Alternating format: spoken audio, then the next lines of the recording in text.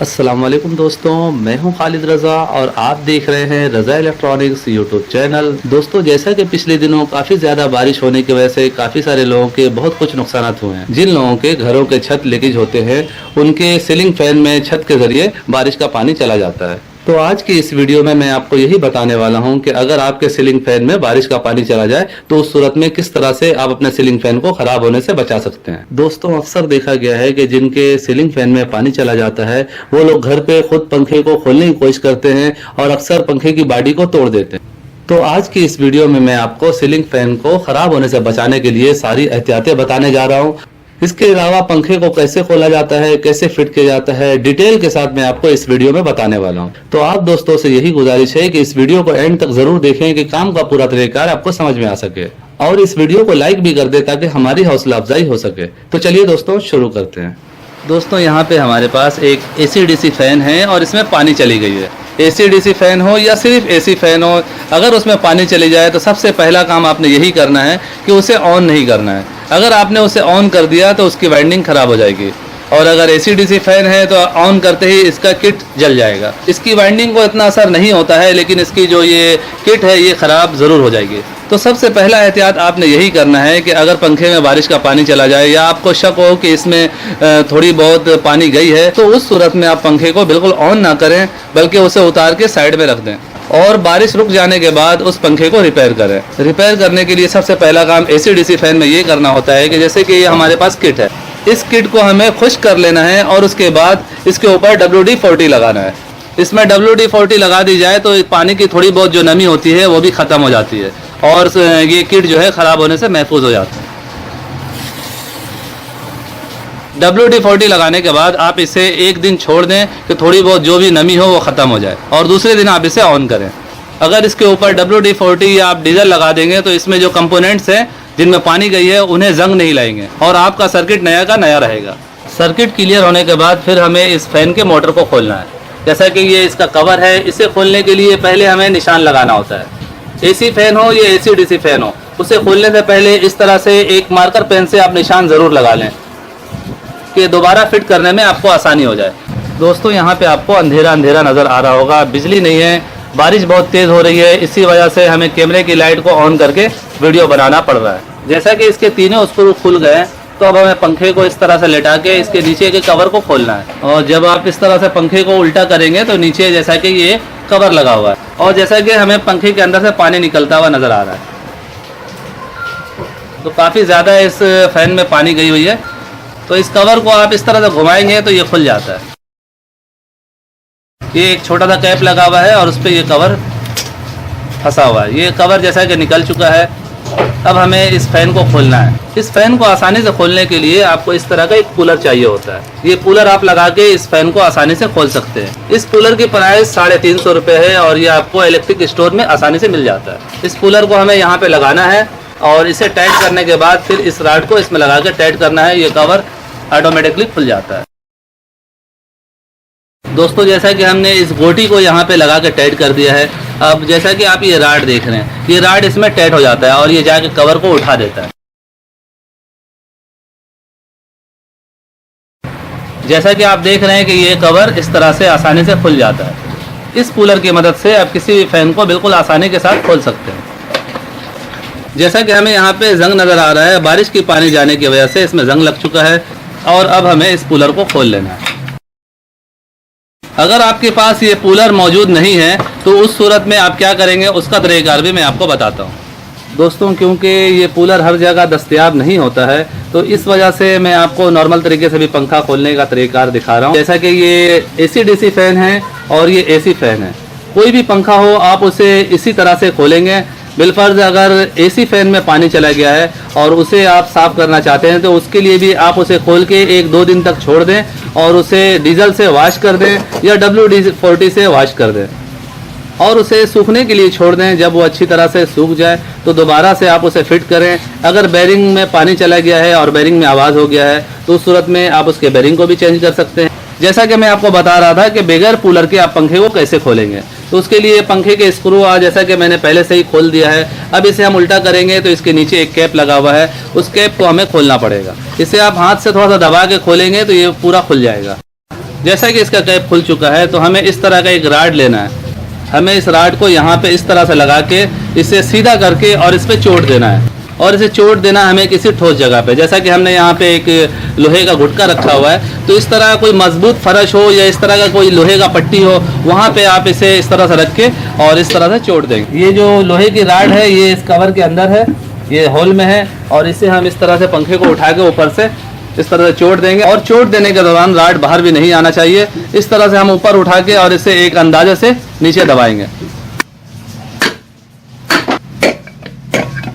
ये आप देख सकते हैं बहुत ही आसानी के साथ हमने पंखे को खोल लिया है, और पानी जाने की वजह से इसमें काफ़ी कुछ हमें देखने को नज़र आ रहा है। ये देखें सिल्वर है, ये फूल गए ये सब। इसकी वाइंडिंग आप देख सकते हैं बिल्कुल सही है। अगर इसी हालत में आप पंखे को ऑन कर देंगे तो इसकी वाइंडिंग ख़राब हो जाएगी, कहीं ना कहीं से जाके ये फ्लश हो जाएगा और पंखा जल जाएगा। तो आपने करना कुछ नहीं है, इसे अच्छी तरह से साफ़ करना है। साफ़ करने के बाद वाइंडिंग के ऊपर WD-40 का इस्तेमाल करना है या डीजल से स्प्रे करना है और करके छोड़ देना है। और 1-2 दिन छोड़ने के बाद जब ये अच्छी तरह से खुश्क हो जाए और इसकी नमी बिल्कुल ख़त्म हो जाए तो दोबारा से इसी तरह से ही फिट कर लेना है। और जैसा कि पानी जाने की वजह से ये सिल्वर का कवर है और इसके अंदर से सफ़ेदी कोई चीज़ हमें निकलते हुए नज़र आ रही है, तो इसे अच्छी तरह से हमें कपड़े की मदद से साफ़ कर लेना है या दोबारा से इसे पानी से धो के साफ़ कर लेना है और उस पानी को खुश्क कर देना है। और यहाँ पे कॉइलों में हमें WD-40 लगाना है। WD-40 लगाने से पहले आप इसे अच्छी तरह से हिला लें। अगर आपके पास WD-40 नहीं है तो उस सूरत में आप जो है इस पर डीजल का इस्तेमाल कर सकते हैं।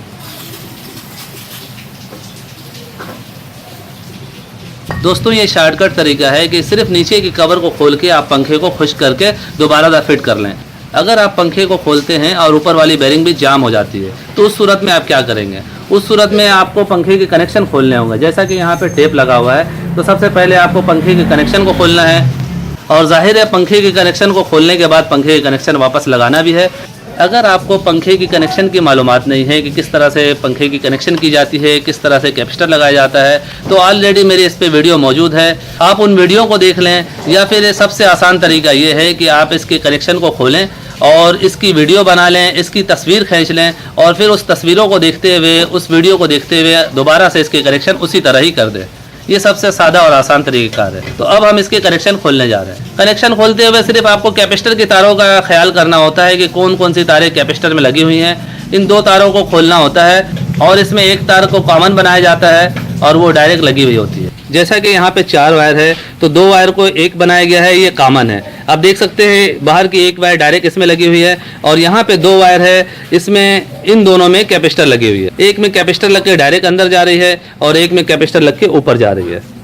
बस इन चीज़ों को आपने नोट करना होता है। जिन पंखों की वाइंडिंग जीनियन होती है, कंपनी की वाइंडिंग होती है, उनमें 3 तारें निकली हुई होती है। जैसा कि यहाँ पे 2 वायरों को मिला के एक बनाया गया है, तो कंपनी की जो जीनियन वाइंडिंग होती है उसमें डायरेक्ट यहाँ से अंदर से ही कॉमन बना दिया जाता है। एक वायर यहाँ पे निकलती है, यानी 2 की जगह एक वायर कॉमन की होती है, और यहाँ पे कैपेसिटर की 2 तारें होती है। बहरहाल ये एक लंबी गुफ्तगू है। अगर आप पंखे का कनेक्शन नहीं जानते हैं तो आप इसकी तस्वीरें खींच के और इसके कनेक्शन को खोल लें। दोस्तों हमने इसके कनेक्शन को खोल दिए हैं। अब जैसा कि यहाँ पे एक स्क्रू लगा हुआ है और यहाँ पे एक पिन लगी हुई है, तो इस पिन को हमें पहले निकालना है, उसके बाद इस स्क्रू को लूज़ करना है, और उसके बाद इस राड को लूज़ करने के बाद फिर हम इस कवर को खोलेंगे। ये पिन एक साइड से मुड़ी हुई है, तो इसे हमें किसी पेचकस की मदद से सीधा कर लेना है। ये पिन निकल चुका है। अब हम इस स्क्रू को लूज़ करेंगे और इस राड को देखें इस तरह से खोलेंगे। दोस्तों ये कवर जो ऊपर वाला कवर है ये बिल्कुल जाम है, ये हाथ से नहीं घूम रहा है क्योंकि इसका बेरिंग जाम हो चुका है। इस वजह से हम ऊपर वाले हिस्से को खोल रहे हैं। तो जैसा कि इस राड की कई चूड़ियाँ हमने खोल दी हैं, पूरा नहीं खोलना है, 3-4 चूड़ी खोल के उसके बाद हमें इसे इस तरह से उल्टा करना है। और यहाँ पे जैसा कि आप होल देख रहे हैं, ये 4 होल हैं। इन 4 होल में से किसी एक होल में हमें एक पतला सा राड लगाना है। इस तरह का कोई राड आपने लेना है जो पतला हो, और उसे जो है आप इस तरह से लगाएंगे इसके ऊपर, और यहाँ से आपने अंदाज़ा करना है कि ये कवर के इस कॉलर पे जाकर बैठे। देखें जब हम इस राड को ऊपर से इस तरह से लगाएंगे तो हमें ये अंदाज़ा करना है कि बेरिंग का जो ये कॉलर बना हुआ है इसे इसके ऊपर लगाना है, इस जगह पे। अगर आप इस जगह पे रख के चोट देंगे तो ये कवर टूट जाएगा। तो आपने ये ख्याल करना है कि ये कॉलर के ऊपर रही है राड। तो ये जैसा कि हमने यहाँ लगाया है, और यहाँ पे हमें अंदाज़ा करना है कि किस तरह से ये कॉलर के ऊपर आ रहा है, क्योंकि ये नीचे से हम देखते हैं तो स्पेस बहुत कम है, हमें नज़र नहीं आ रहा कि राड कहाँ पे है। तो उसका एक आसान सा ट्रिक ये है कि आप इसे इस तरह से लगाएंगे तो आपको एक हाथ से अंदाज़ा करना है। ये देखें, ये नीचे की तरफ चला जा रहा है, ऊपर रख रहे हैं तो ये रॉड यहाँ पे रुक रहा है। ये आपको आवाज़ से समझ में आ रहा होगा। ये नीचे हिस्सा है यानी ये कवर है, यानी ये कॉलर से नीचे वाला हिस्सा है, और जब हम ऊपर कर रहे हैं तो ये थोड़ा सा रॉड ऊपर हो जा रहा है। तो इसका मतलब ये है कि कॉलर यहाँ पे है। तो एक अंदाजे से हमें यहाँ पे चोट देना है, और एकदम से ज़्यादा चोट भी नहीं देना है। दोस्तों आप देख सकते हैं बिल्कुल आसानी के साथ ये कवर खुल चुका है। और अब हम दोबारा से इसके जो ऊपर वाले रॉड है इसको घुमाएंगे, और इसे खोलने के बाद ये कवर बाहर आ जाएगा।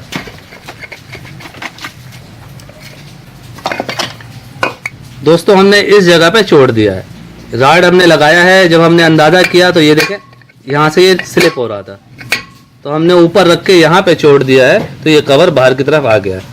इस तरह से आप पंखे के स्टेटर को निकाल के इसे अच्छी तरह से WD-40 से या डीजल से वॉश करके आप इसे खुश्क कर लें, और दोबारा से इसी तरह ही फिट कर सकते हैं। ये जैसा कि ये बेरिंग जाम हो चुका है तो बेरिंग हमें निकालना है। बेरिंग निकालने का तरीका ये है कि हम इन तारों को इस होल से यहाँ से खींच के और यहाँ पे पुलर लगा के पुलर की मदद से इस बेरिंग को बाहर निकालें। ऊपर वाले बेरिंग को हम इन पुलर की मदद से भी निकाल सकते हैं, जैसा कि ये भी पुलर है और ये भी बेरिंग निकालने का पुलर है, और ये जैसा कि हमने एक पुलर और बनाया हुआ है ये भी पुलर है। लेकिन क्योंकि हर बंदा इलेक्ट्रिशियन नहीं है, हर घर में पुलर मौजूद नहीं होती है, तो मैं आपको ऐसा तरीका बता रहा हूँ कि जिसके ज़रिए आप बगैर पुलर के बेरिंग को आसानी से निकाल सकते हैं। उसके लिए आपको इसके शाफ्ट में दोबारा से इसके ऊपर वाले रॉड को लगा देना है। ये बेरिंग निकालने का बहुत ही आसान और शॉर्टकट तरीक़ाकार है कि आप बगैर पुलर की मदद से ऊपर वाले बेरिंग को निकाल सकते हैं कनेक्शन को काटे बगैर। ये 3-4 चूड़ियाँ आपने चढ़ा देनी है और उसके बाद इसे उल्टा करके रखना है। और जैसा कि इस रॉड की मदद से हमने इसके कवर को खोला था, इसी तरह इस रॉड की मदद से हम ये नीचे वाली बेरिंग को निकालेंगे। ये आप देख सकते हैं ये रॉड यहाँ पे आके लग रहा है और हम ऊपर से चोट दे रहे हैं। थोड़ा थोड़ा करके दोनों साइड से आपने चोट देना है, और आप देख सकते हैं बहुत ही आसानी के साथ हमारा ये ऊपर वाला बेरिंग निकल चुका है।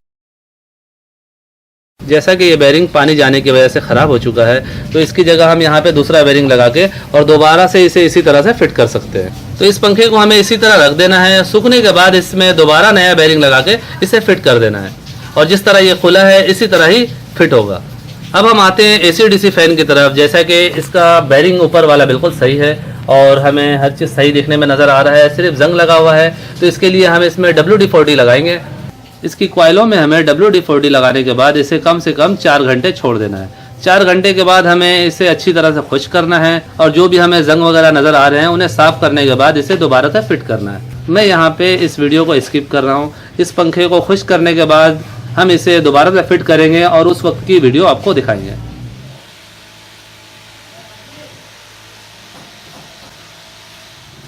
दोस्तों जैसा कि हमने इस AC/DC सीलिंग फ़ैन के स्टेटर को अच्छी तरह से खुश्क कर दिया है, और यहाँ पे आप नीचे वाले कवर को भी देखेंगे तो ये भी बिल्कुल साफ़ सुथरा हो चुका है, और अब हम इसे फिट करने जा रहे हैं। हमने इसके बेरिंग को ग्रीस कर दिया है, इसका बेरिंग इसमें लगा हुआ था तो हमने इसे ग्रीस कर दिया। अगर इसके ऊपर वाले कवर के बेरिंग में कोई मसला है तो जिस तरह से AC फ़ैन खोला गया उस तरह से इस कवर को खोल के आप इसके बेरिंग को निकाल सकते हैं, या इसके बेरिंग को अच्छी तरह वॉश कर सकते हैं। यहाँ पे इस तरह से आप यहाँ पे तेल डाल के और इस बेरिंग को फ्री भी कर सकते हैं, अगर आप ऊपर वाला कवर नहीं खोलना चाहते तो। ये अच्छी तरह से खुश्क हो चुका है और अब हम इसे फिट करेंगे। फिट करना बिल्कुल ही आसान है। इस कवर को आप नीचे रखेंगे और इस कवर को आप इसके ऊपर से रख देंगे, लेकिन उसमें आपको एक बात का एहतियात करना है। जैसा कि ये पहले हमने निशान लगाया था तो इसी तरह निशान को हमें निशान में मिलाना है, और जैसा कि यहाँ पे आप देख रहे हैं मैग्नेट लगा हुआ है, तो जैसे ही आप इसके करीब करते हैं तो ये एकदम से चिपक जाता है। ये नीचे वाला कवर और ऊपर वाला कवर एकदम से आपस में मिल जाता है। उस सूरत में अगर आपकी उंगली बीच में होगी तो उंगली जख्मी हो सकती है, तो इस बात का एहतियात करना है कि आपको अपनी उंगलियों को बचाना है। तो अब हम इसे फिट कर रहे हैं। ये आप देख सकते हैं बिल्कुल एक झटके से एकदम से दोनों कवर आपस में मिल गए। अब हम इन दोनों निशान को एक जगह पे करके और स्क्रू को पहले हल्का सा फंसाएंगे और उसके बाद हल्का हल्का चोट देके इसे फिट करेंगे।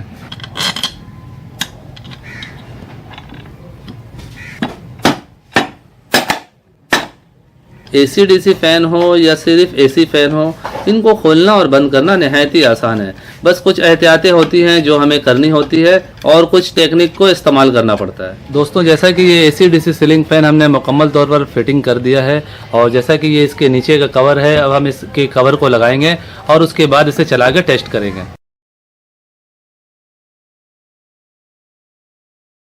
दोस्तों, जितने भी एसी डीसी सीलिंग फ़ैन होते हैं उनमें जो है 4 वायर हमें लगाने होते हैं, 2 डीसी और 2 एसी। जैसा कि यहाँ पे डीसी वायर है ये लाल और काली है और जैसा कि यहाँ पे ये एसी के लिए वायर है ये ब्लू और ब्लैक है।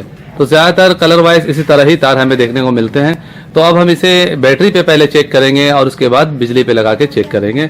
जैसा कि हमने इसमें बैटरी के वायर कनेक्ट कर दिए हैं और यहाँ पे हमारे पास एक छोटी सी बैटरी है और इसके ज़रिए हम इसे चेक करने जा रहे हैं।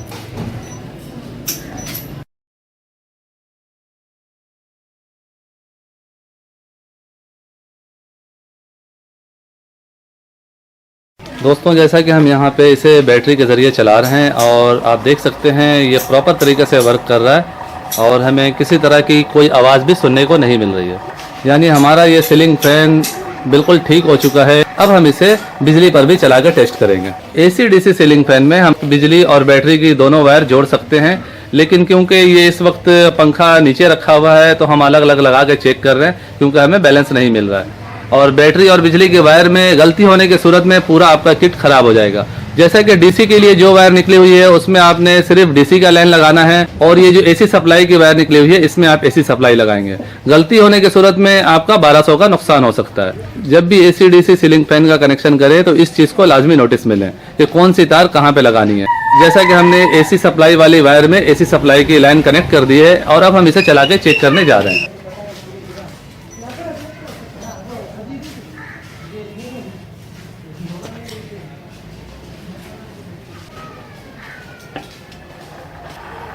दोस्तों, जैसा कि हमारे इस फैन में किसी तरह की कोई आवाज़ नहीं है और हमारा ये एसी डीसी सीलिंग फैन मुकम्मल तौर पर दुरुस्त हो चुका है। इसके पानी को निकाल के हमने खुश्क कर दिया है और जैसा कि इसके सर्किट को भी वॉश कर दिया है और अब इसमें कोई फॉल्ट हमें देखने को नहीं मिल रहा। ये प्रॉपर तरीके से एसी करंट पे भी वर्क कर रहा है और डीसी करंट पर भी वर्क कर रहा है। सो फाइनली दोस्तों, मेरी आज की ये वीडियो यहीं तक थी। वीडियो अच्छी लगी हो तो इसे लाइक कर दें और अपने दोस्तों को भी शेयर करें कि उनके भी नॉलेज में इजाफा हो। और अगर आप हमारे चैनल में नए हैं तो इस चैनल को सब्सक्राइब करके बेल आइकन भी लाजमी प्रेस कर दें कि मेरी नई वीडियो का नोटिफिकेशन आपको मिलता रहे। दोस्तों, अपना बहुत सा ख्याल रखिएगा, अपनी दुआओं में याद रखिएगा। मिलते हैं एक नई वीडियो में।